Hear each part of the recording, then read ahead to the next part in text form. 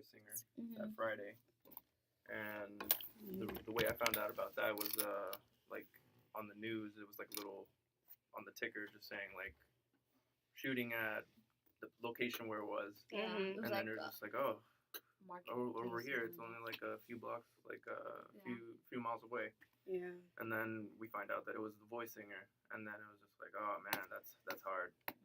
And then crazy thing is that Saturday, like in my area, I live over there by Millennium.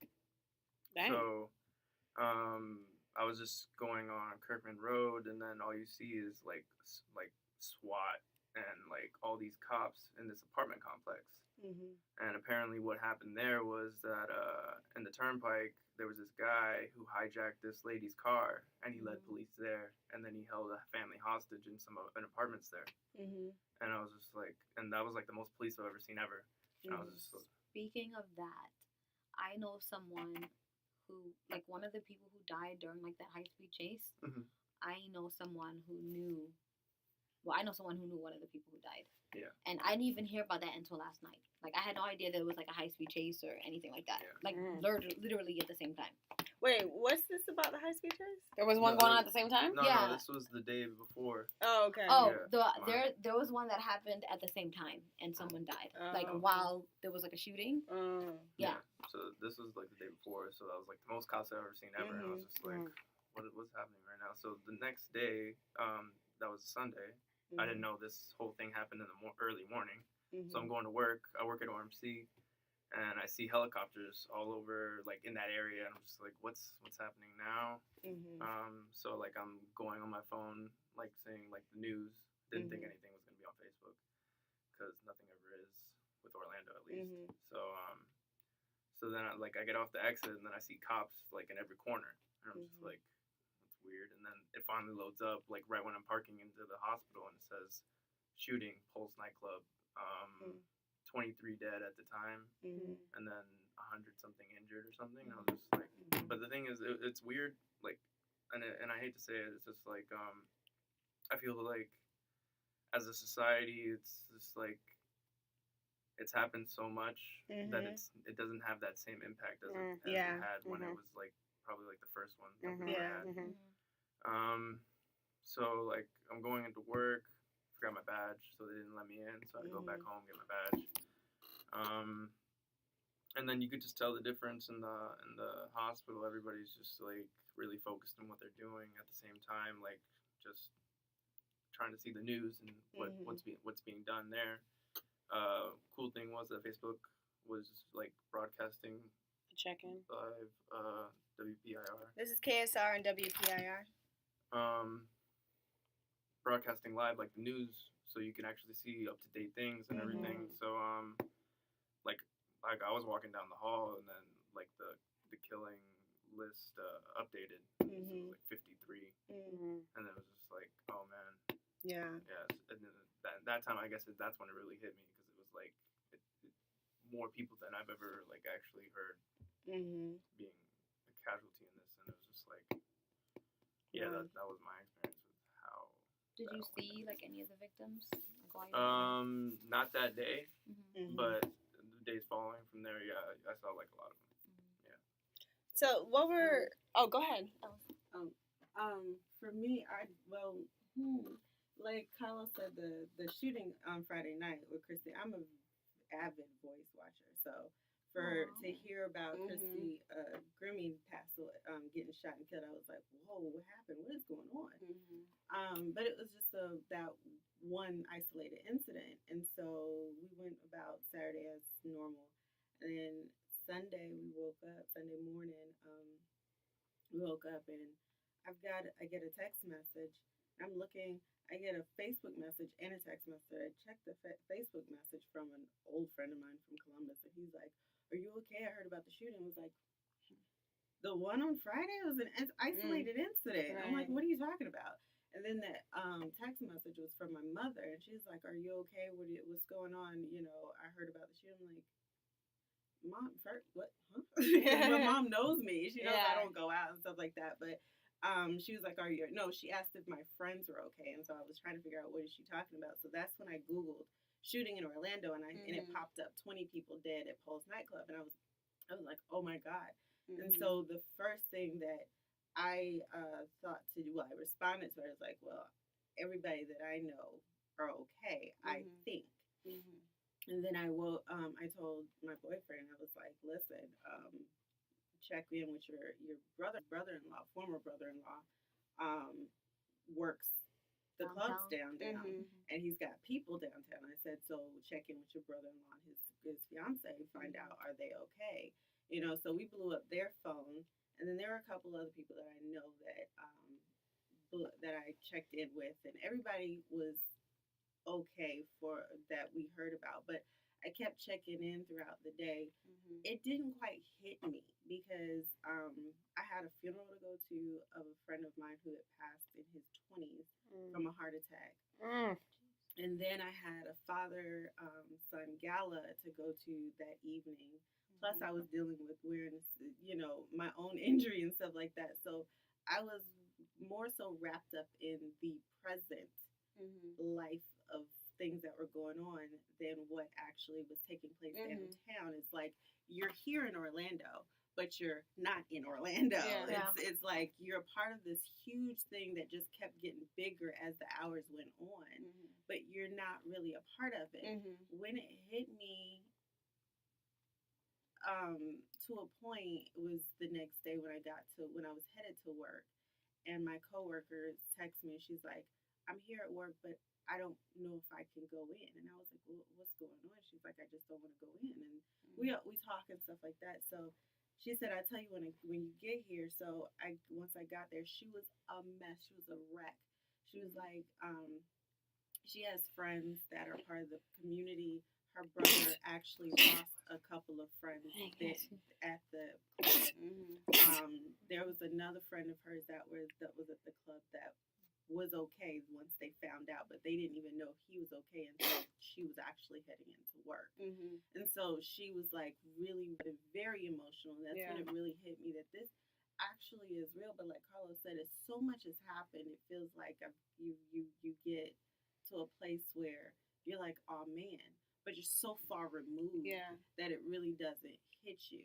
And I know for me, like if I didn't have all the funeral and stuff to go to, I would have possibly been stuck in front of the news, and it may have hit me a lot sooner because I was not able to be stuck sitting in front of the news like I usually do when some calamity happens. But it's just interesting how that plays a part in looking forward, where you like things are happening and it's becoming almost the norm. Right. So what were some of the the reactions? So we talked about our reactions, but what were some of the reactions that you noticed from those around you? So whether that be the church, your friends, Facebook, media. Okay, so to be honest, a lot of the stuff I saw on Facebook in particular was very disgusting. A lot of people, they were very insensitive. They were more, at least a lot of the stuff that I saw, they were more stuck on the fact that the only way you'll be in the club is if you're gay, kind of thing, if you're a man. And then I saw discussions on stuff like that. It wasn't even about people losing their lives, people having friends who lost their lives, people having family who lost their lives. It was more about how you're gay because you were here, and you can't be straight because you're chilling, or what? What are we? That's what you're talking about right now. So it was very whack. I don't know. Another thing was Facebook did this thing where they allowed you to check in, right? Whether you were in Orlando or not. That was another debate I saw. Why are you checking in if you're not gay? Why are you checking in if you're not in Orlando? What do you mean? Again, and I say this a lot, but got family all over the place. Right. I don't know where you Exactly. My family, I have a lot of family from Canada, Trinidad. They don't really know every city in Florida. They know I live in Florida, but what they know, Orlando and Miami. If I'm not in Miami, I'm probably in Orlando. Maybe I was there. They don't know. And a lot of people, they didn't even know that it was a gay club. They just know that it was a shooting. So it's where are you? You know, kind of thing. So I didn't check in personally, but the stuff that I saw, I was like, really? Yeah. This is what we're talking about? I actually unfriended a few people when this happened because, like, some of the stuff I saw, I was just like, why are you on my friend? What? Yeah. Unfriend. But some of the things I noticed was initially I'm part of like a Christian group on Facebook, and somebody tagged a few people that they knew lived in Orlando in it and was like, hey, are you guys okay? So, everybody was like, yeah, I'm fine, whatever. And then somebody comments like, oh, yeah, I'm fine, but I don't go to places like that. Like something like that. And I'm just like, dude, like, this person just wants to know that we're okay, and you're more worried about like being associated with right, the club. Exactly. Like, what is wrong with you people? Did like, they snap on her? I did put a response. I didn't snap on her, but I was like, hey guys, I think the point is that we're okay. Nobody cares about where you were at Saturday night. Like, my gosh. 49 people are dead. Like, come on. Yeah. I don't know. I was really disgusted with a lot of stuff I saw. I actually saw, like, I had the app. I haven't seen anybody post anything negative. You got good friends. I don't say I have good friends. Maybe that's true. I don't know. But, like, I didn't see a lot of negativity. I saw, like, a lot of positive. Like, it was a lot of, like, positive stuff. Like, and just people coming together. And I was proud. Yeah. And our church, go Altamont, they offered their services for free for any funeral home. And I was, at that moment, yeah, they did. At that moment, when our SDA people came out, I was proud to be SDA for real. Like, I'm always proud. But we have a tendency to be known to be very judgmental. Yeah. And so to me, it was like when our churches came out, I saw Forest Lake do it. I saw some pastors down there. And I was just proud, like, you go. That's what it's all about. And to me, it made me feel happy, like, that we all could come together. Now, I know usually tragedy brings people together. Yeah. And one thing, like, when I was at work and I was very sad and I was talking to my coworker, he was like, it is sad, but one thing that tragedy does is always bring people closer. Yeah. And I was, like, thinking about that, like, families who haven't talked in years will now be talking, or if that ever, because when you're a part of that lifestyle, sometimes it can cause huge separation with your family members, so sometimes. So I was just thinking, like, it was a lot of positive, honestly. I didn't see any negative too much, because I'm one of those people who will be like, I'm sorry, what? And I saw that post and I didn't see anybody post it. That's an ignorant group, but anyways. So yeah, it was very positive. I was proud of Orlando. I was proud of people. That 55,000 people showed up to Lake Eola. Yeah, that was beautiful. So I was happy. I was proud for the response that it had. Yeah. I'd say for social media response, I'd say, like, I saw a lot of positive, but also negative. A lot of positive for my friends are, like, posting pray for Orlando. Hey, is everybody okay? Family reaching out and saying, hey, are you okay? At the same time, there was people posting, like, why are we supporting this right now? I mean, really? Yeah. Oh, I didn't even see that. Yeah, I mean, like, why are we supporting these colors, and why are we not supporting, like, the USA flag? Yeah. But it's just, like, it's not about, like, they were thinking, like, it's not about them, it's about the country as a whole. And, like, I mean, there was, like, some points that you're just like, okay, I can kind of see where you're going, but, like, right now, this just isn't the right time to bring this up. Allison, do you have a rebuttal to that? Because you kind of you presented. I mean, I started the debate. I asked the question not to be insensitive in any way. I do have a lesbian best friend. I have gay friends. That's not to be insensitive, but the thing about it is my question was because when you see such massacre happen in other communities, it's not about what group of people it affected. It's automatically how the country flag goes up. So for me, my question was why do we have the rainbow in Orlando instead of the American flag? Because it wasn't just the LGBT community that possibly lost their lives in the club. Because I took it for, like, even myself, like, there were back in my clubbing days, I had no problem going into any kind of club. That as long as they got drink and music, that's where I was. So when my people were checking in on me, I was like, I'm glad you are, because you never know where I could have been. I could have been there. It doesn't mean that that's my lifestyle. I don't have a problem being there. So that was the reason why I asked the question of why instead of, and even if we did use the rainbow, like why is there not the American flag anywhere in it at all? So that was the reason why I was asking. I was thinking about that when you were at like, not since you asked it. It was a good question. The answer I came up with, because I feel like at first they weren't sure whether it was a terrorist or a hate crime. So usually when you have terrorism, the flag of the country goes up because there's no particular group of people affected. Right. So, hello. Okay. There's no particular, like, specific group of people affected. It's like, for instance, when 9/11 happened, there were black people, white people, Asian people. So the country of America goes up as your reflection of this. Now, when you target a specific club, a hate crime, they have specific, I don't know that any other group maybe has specific. So let's say, for instance, it was Puerto Rico. Let's just say they shot up a Puerto Rican festival. The Puerto Rican flag would go up even if it was in America because it was targeted to a specific group of people. You know what I'm saying? So that's why I feel like the rainbow flag is up. And a lot of people have been coupling it with the American flag. A lot of people are saying Orlando. Or the orange or for Orlando. Right, exactly. Or the orange for Orlando. So I feel like it is, but it's more so being categorized as a hate crime. So therefore, when you target a specific group of people, and that I feel like the rainbow flag is just I honestly think it's what should be up there because it was targeted to them, to their community. It would be, I almost feel like it's not an American issue right now. It is their community issue because it was targeted to them.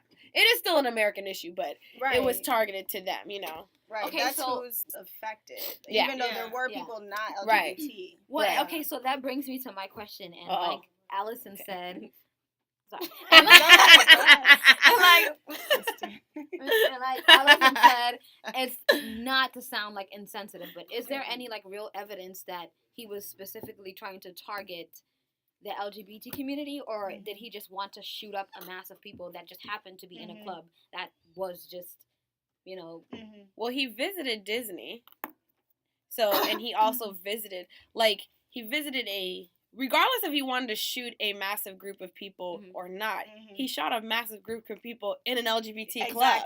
So I don't know what his motive is because I don't know him. I don't know if it was. But that's the thing. So it kind of seems like, and again, not to sound insensitive, but every time something happens to someone who happens to be gay or lesbian or transgender or whatever, even if I punch someone in the face, I can punch you in the face because you're annoying, not because you're gay. No. So it's like, in now that it's a hate crime? No. So it's in that sense, it's not. I mean, there have been things that have been taken out of context. And I agree with that. There are some things that they take and it's become more about their rights and not necessarily about rights as a whole. I get that part of it. But if we're talking specifically about a massacre that happened in a gay nightclub, you can't say, I don't know what his mind was. I don't know. I just know that the majority of people in that club fall into that category. So it would be like, yes, there are people who are heterosexual in that club. I've been to gay clubs with my gay friends, but we don't overpopulate them. So it's like 10% to their 90. So then you think, or maybe the majority of America or the world probably thinks that it was specifically targeted to people of that I don't know. That's the thing I was saying. I think that we're never gonna know. I think that there had something to do with it because one thing I know about people who are planning to do massacres is this is not something they woke up one morning and did. This is something they specifically plan out. And any massacre in history, shootings, school shootings or whatever, you'll find that these people have mapped this out for months. So he's lived in Orlando, he's visited. Record says he was there. He knew what kind of club it was. Mm-hmm. So he's actually been to Pulse a few times. Right, he's been there. Now, whether he had a gay lover or not, I don't know the stories about that. He has profiles on several gay. Right, that's what they were saying. So, and some people were saying again, he didn't. didn't know the whole story about that, and I don't like to believe because social media skews things. All I know is that if you live in an area and you've been to a club before, then you know what type of club it is. Mm-hmm. So it would be like, you know what I'm saying? It would just be like if somebody went to a Black Lives Matter and they shot the whole thing up. African American people or black people in general would be livid. It would be them. And then if you took that away and be like, this is an American issue. No, it's not an American issue right now. This is a he went to a Black Lives Matter movement. Right. You know what I'm saying? So that's why I feel like, yes, sometimes they're exaggerated, but I don't know the man's motive. All I know is that their community was affected the most. He didn't go into a heterosexual club and shoot up. Then it would be an American issue because there would be all types of people in there. Mm-hmm. But when it's specific to a specific group of people, then when they want to focus on that, let them focus on that. Yeah. I don't know because I don't know if it was a hate crime or a terrorist crime. I don't know for sure yet. Right. Nobody has really come out and said. It's leaning more towards a hate crime now.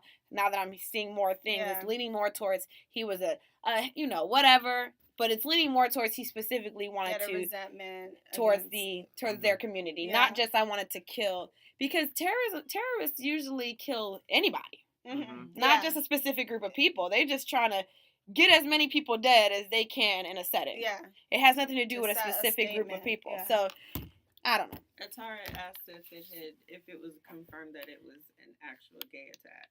Yeah, that's what we're saying. So that's the only reason why I was asking, because, it's a massacre, but all I'm really getting, and from a lot of people, it's like, oh, this is about gay people and stuff like that.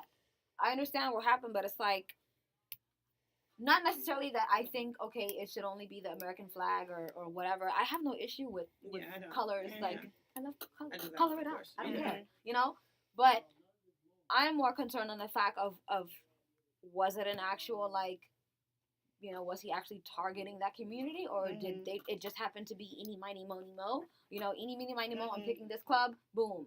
And there just happened to be a whole bunch of gay people there because it's a gay club. I don't know. It's funny because I don't know if anybody's read or seen the article, because I read an article, and it could be a cover-up story. There's the disclaimer, it could be a cover-up story. Because my job is also being under investigation because it's one of the establishments he walked into at Disney Springs, which is here. But the thing is I did read an article where he had a lover apparently that he broke up. Yes, that he broke up with him. Mm-hmm. There was rumors being spread about him. He used to frequent a club in South Florida very often, and then he started going to Pulse. He's been going to Pulse on a regular basis, not just scoping. He was going, and then his issue of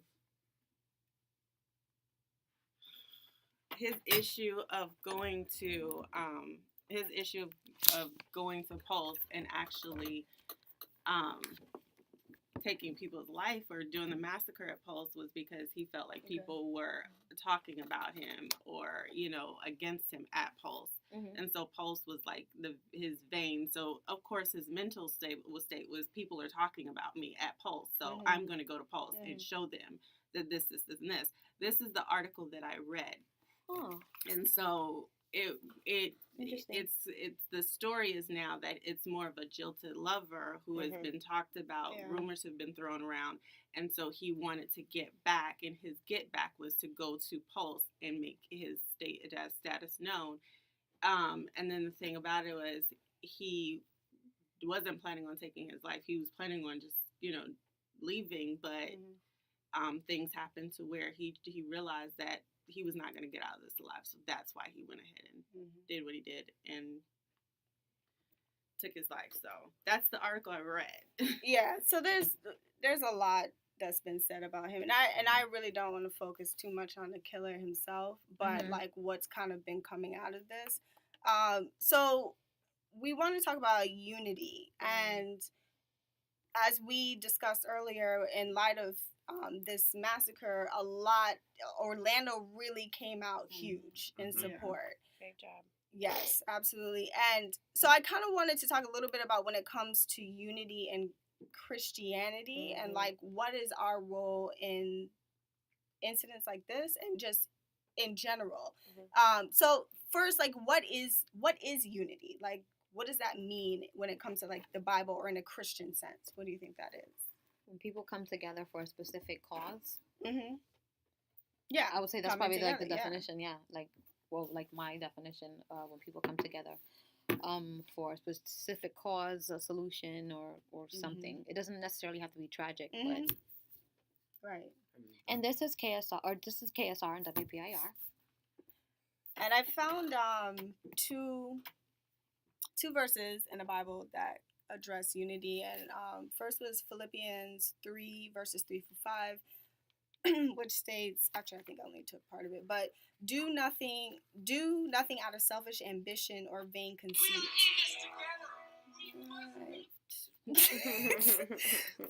Philippians 3 verse 3. That was about the topic.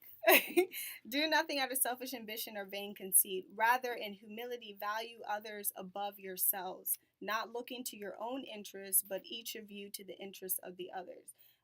So I think that's a part of unity, is not thinking about yourself, but what is the vision? What is the goal that we're all trying to achieve together? And in John 17 verse 23 states, I in them and you in me, so that they may be brought to complete unity. Then the world will know that you sent me and have loved them even as you have loved me.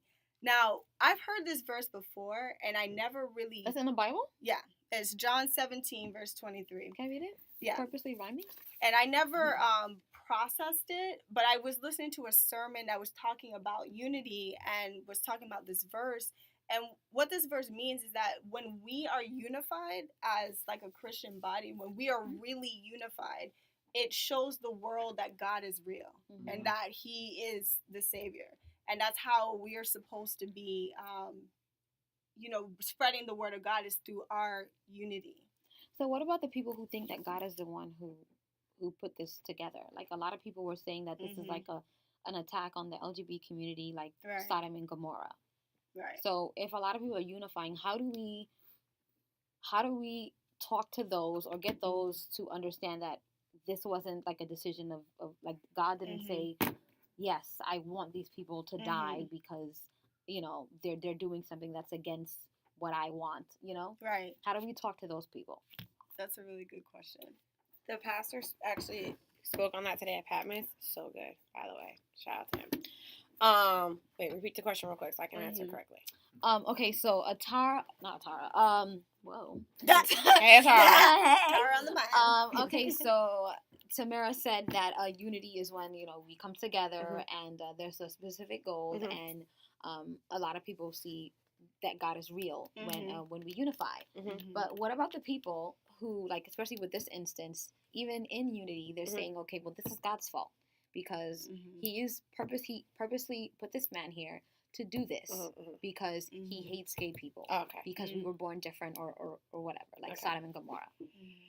How do we talk to those individuals? Well, the way that the pastor like kind of broke it down, and I was thinking about this, is like, first of all, like, we have to point people back to the Bible. The problem with Christianity is we look at other people and we look at that to be a reflection of what God, and we don't do a good job, even though we should do a better job. But we look at that as to be what God is. So like how they had the Westboro Church out there with all this gay, whatever, but then you had people with angel wings. I was like, yo, dope. Yeah. Super dope. So the thing is that God doesn't hate one sin more than the other. Yes, in a verse, he used a huge word that says how he feels about when a man lays with a man and a woman lays with a woman. But that is not to say that your homosexuality is worse than my murder, my anything, my whatever sin.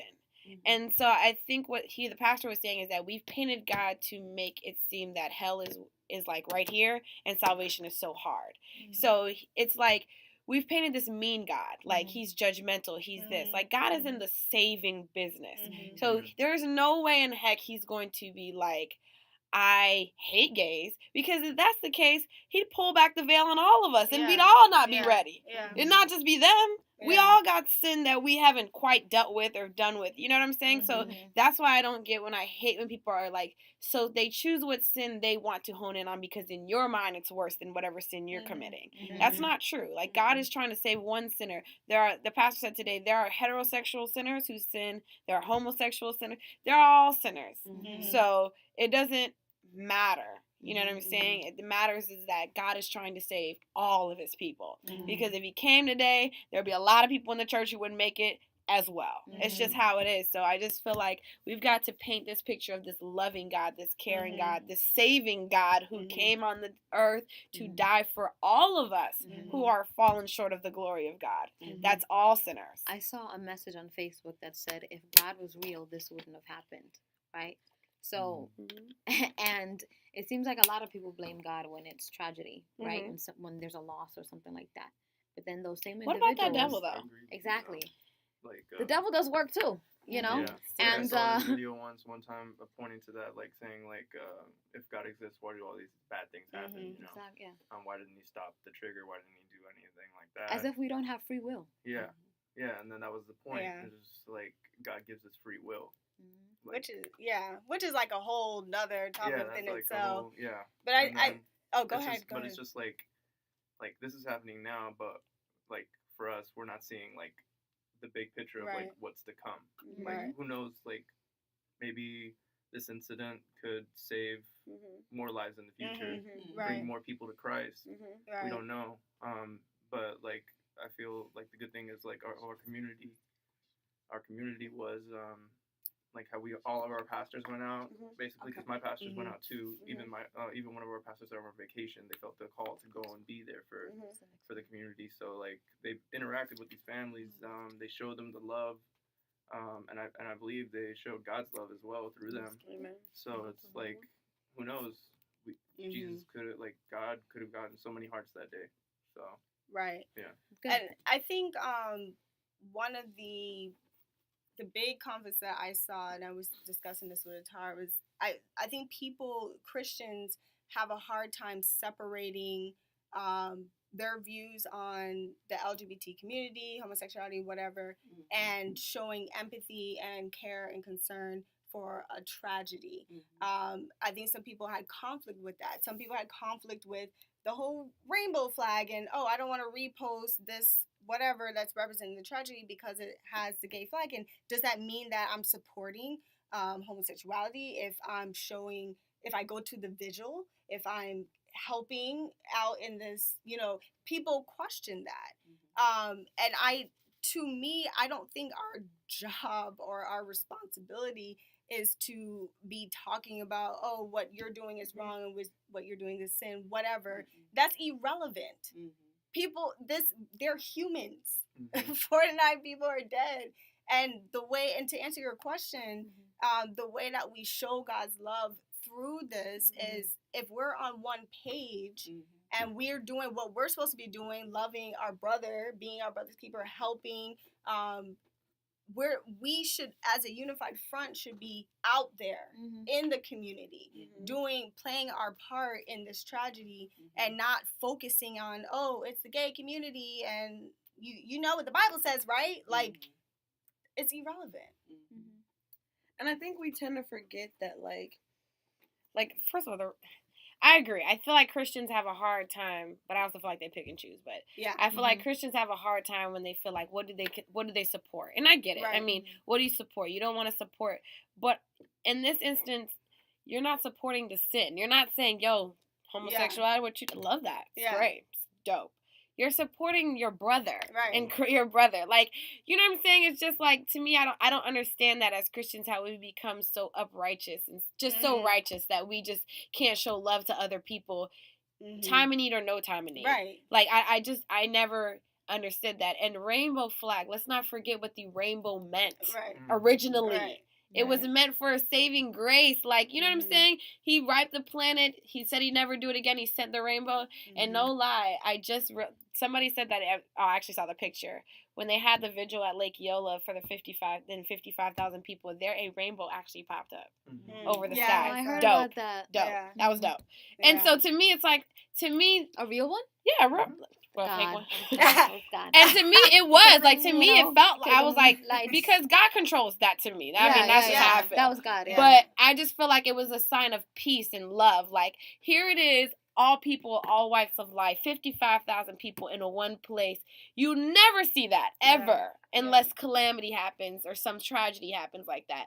But it's the fact that everybody of all walks of life, I mean, Muslims were there, Christians were there, gay people were there, everybody was there, and that's how it should be. Right. To me, that's what that rainbow was representing. Like, that's what unity. You have all these colors that come together, yet separate, but fit into one rainbow. Right. That's how I always looked at it. Like, okay, it's just, I don't know. Like, as Christians, the love of God. Like, God hung with prostitutes. Let's not forget. Yeah. God hung with fornicators. He hung with everything. And thieves, all type of people. And those are the people he wanted to be amongst. Yeah. He chose those people specifically.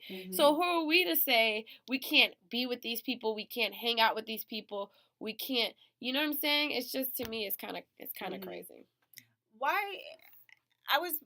So there was a huge outpour of, different churches, different religions that went out and helped, right? And then you have churches like the Westboro Church, who was on the whole other end. We all classify as Christians. Why aren't we all unified in that? If we're all Christians, why aren't we unified on that? Well, are we really Christians though? So like, I'm pretty sure there's some churches or denominations that took a stance on not wanting to help out with whatever is going on if they can. Westboro Baptist Church. Yeah. Shout y'all out since y'all want to shout out. Yeah. I don't know about that, so I'm gonna get some more information. But I'm assuming that they feel completely different about what actually happened. And what they're protesting that they don't want to help or something because they're gay. Yeah, they had protesters go out at some man's funeral. You're lying. No, for real. They were out there with signs saying, God doesn't want this. He doesn't like this. And people came together and did these huge angel wings and blocked the entire protest and sang Amazing Grace. It was beautiful. Yeah. Okay. Yeah. Shout out. Whoa. Okay, that's yeah, but that's just like disgusting. Yeah. I can't. Anyway. Yeah. Standing behind your Christianity. But personally, I think that's not what real Christians would do. Because I think, like Christina was saying, no matter what your sin is, everyone is sinning with something, and this is not about gay people. It's about like I guess kind of is, but it's about like a tragedy, like lives are lost. You know, families. The country is mourning. Right. And that's what everyone should unify, and the whole country should be praying. Right. We should be doing something in the community to help something. The problem is where Tammy just asked is basically Christians this day and age. Yeah. We have gotten to the point where, and I was telling my mom this, and I'm not going to be long at all about it. The bottom line is, we have gotten to the point where we don't know how to separate the sin from the sinner. Yeah, because the sin is what we are supposed to hate, not the sinner.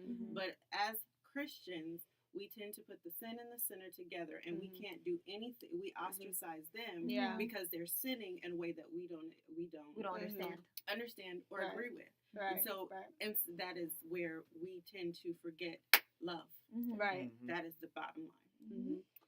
And we're not conformed. A lot of us haven't been conformed by the blood of Jesus either, so that's just how that goes.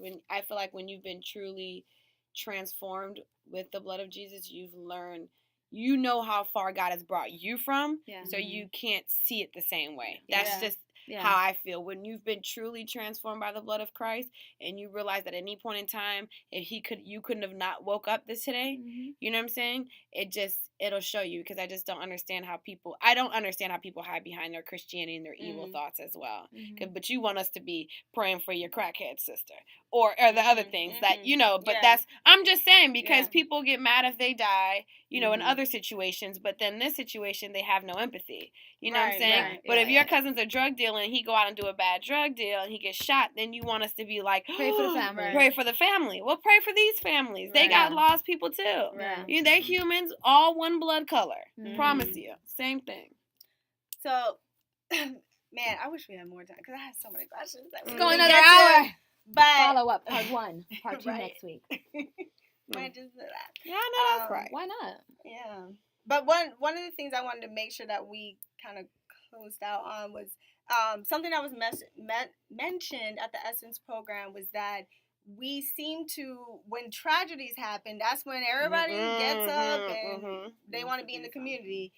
But it doesn't seem to be like a ever flowing thing. So how do we as a church, or how can we get to a place to where the church is just always present in the community and not just in times of massacre or tragedy?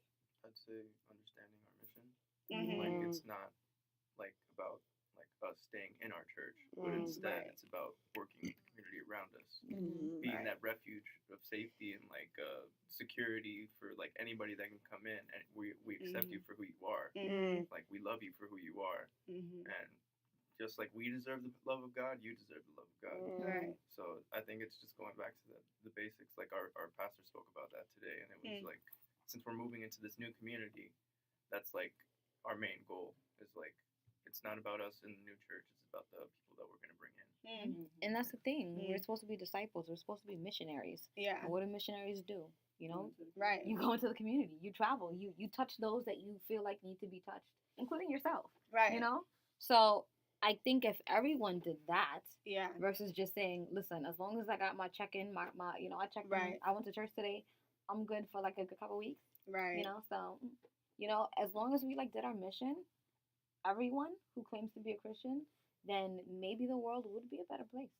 People would, you know, think, should I really do that? I know sister so-and-so gonna be here, and she gonna mess up my whole vibe, so I may not want to do this right now. You know, who knows? Who knows? Not to be funny, who knows? Right.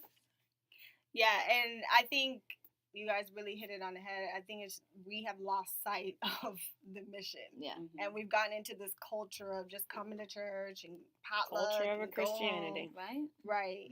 And I think if we can get back to the heart of things, then that will make more of a change. And maybe we would become more unified if we all understand the mission. Yeah. All right, guys. Unfortunately, we are at the end of our time. I want to thank everybody. I want to thank Carlos from Essence coming out, Christina, Rashawn, Allison. Thanks for being here, and we will be back next week.